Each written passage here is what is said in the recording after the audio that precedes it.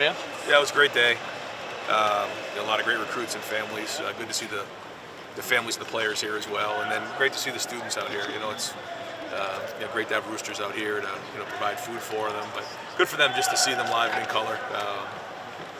An opportunity like today, during the games, they're up in the stands a little bit further away. They get to kind of see how it goes. Yeah. So great to see the students out here. Is there one thing that just jumps out at you in your mind right now as you're walking off, just watching the football part?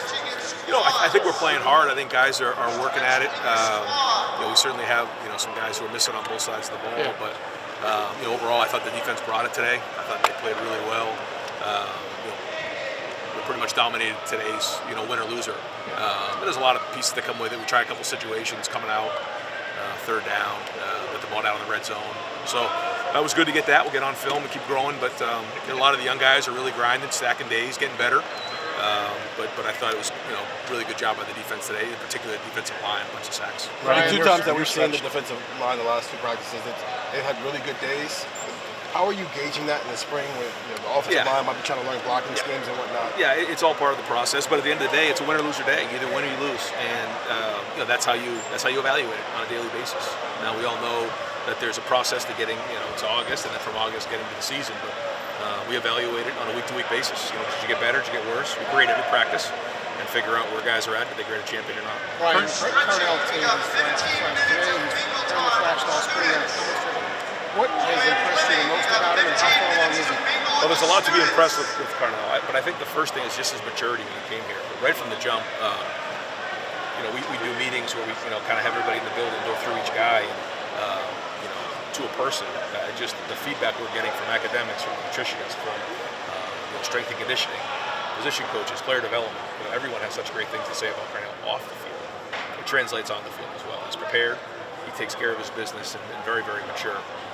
That's off the field. On the field, making a lot of plays. Has to pick up a lot of offense.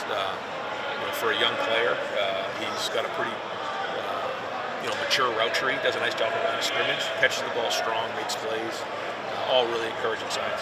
You obviously have a deeper receiving core. How much of an impact did he make as a freshman? We'll see. But if he keeps stacking these days, he's going to get better. And he's here to play.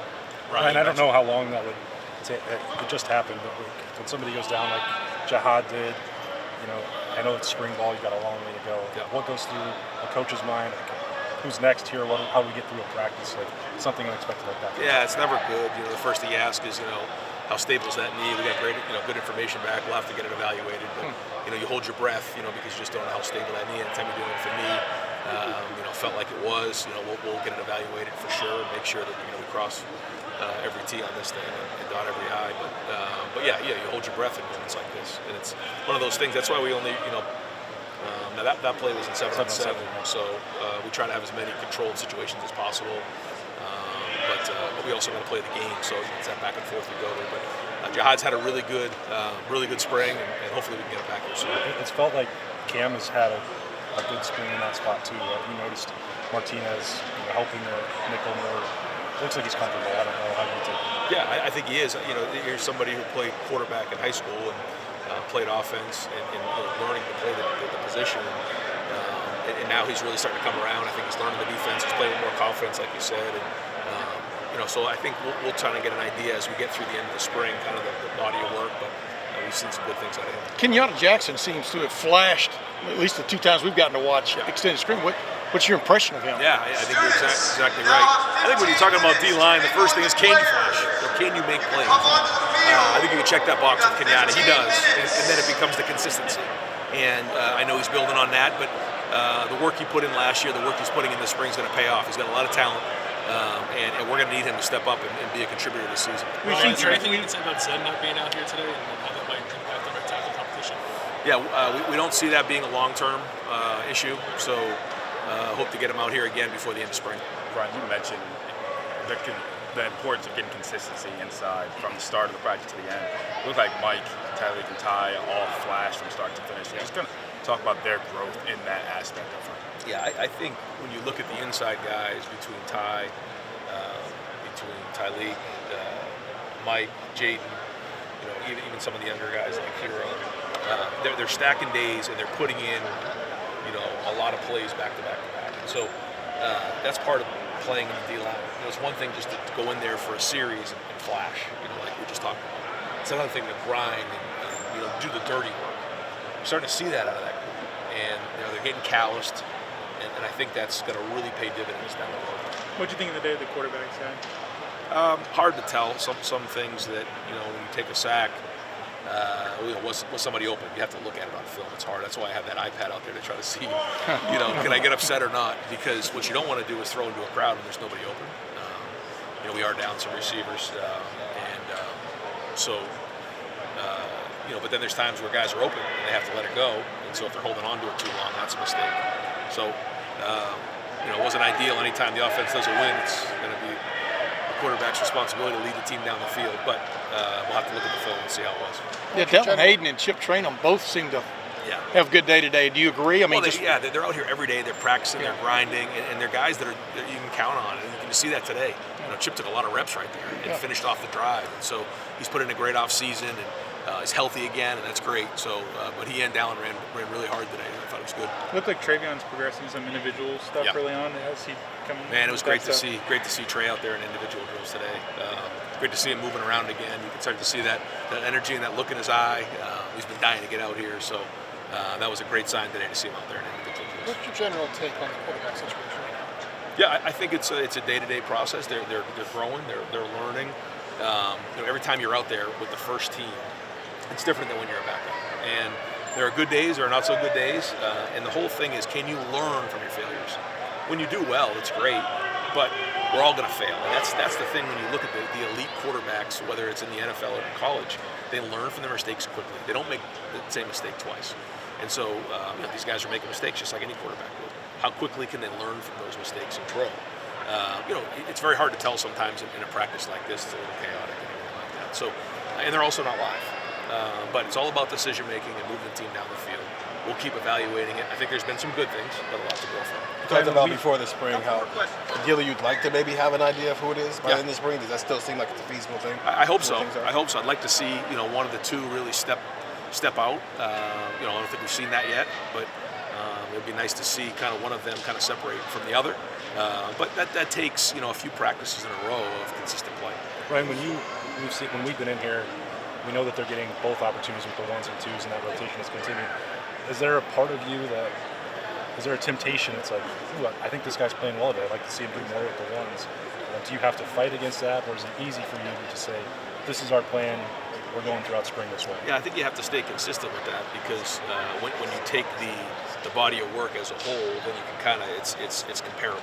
When you start to lean one way or another, then it's not really fair on one side or the other. So we'll keep doing that. There's some days though out of practice where we'll give one, a bunch of reps with the ones, and it kind of offsets the next day.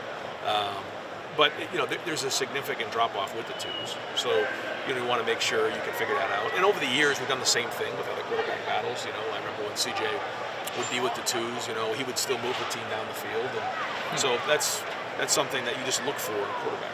Ryan, are you starting to see the things that you want to see from the entire day being there? Are you seeing that translate to the entire building, seeing guys just be competitive at all times? Yeah.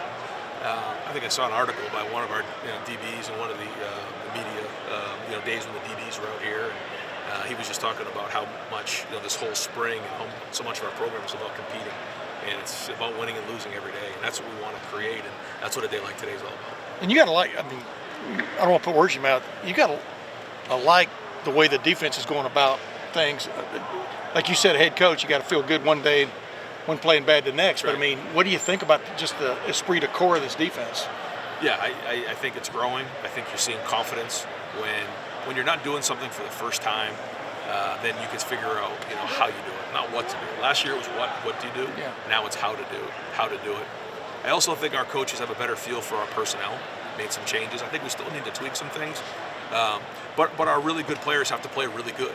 That's how it goes. When you're a great defense, your great players make great plays. They're not just out there, and not only do they make great plays, but they make them consistently, and that's the sign of a good defense. So they're building on that, but there's a lot of momentum on that side of the ball. Ryan, you guys had Marvin in the slot. I know you said in the spring you want to move him around a little bit. Just what do you like about those matchups inside? Boy, it's a whole different deal with him inside, and they have to, on defense, decide how they want to double him. It also helps with his route tree, and it's something that happens You know, like with Jackson, a lot of the NFL personnel would ask, how's he going to do on the outside when Chris was coming out? You know, do you have any plays with him in the slot? So it's a good thing to help him in his progression and his development. It's something we want to do, but it also is something for the defense to consider. So we'll keep working on that, and we just want to keep building up this route tree. Ryan, with the development. Last question here, guys. Development of Joe and G, is that more crucial right now, considering where you are with the offensive line, or is that not? Yeah, I don't know if it has as much to do with the offensive line, but it's critical. Yeah, we need to continually develop that room. 12 personnel has been very, very important to us, and it has to continue to be moving forward. So finding, you know, 3 tight ends in that room that we feel confident putting in a game is something that we really got to do a great job with. I think, you know, Keenan's doing a good job of building the power of the unit in that room, and I think those guys are putting in days. They're out here every day and they're grinding, they're getting better. You can feel that, but that'll be very important to the success of the offense.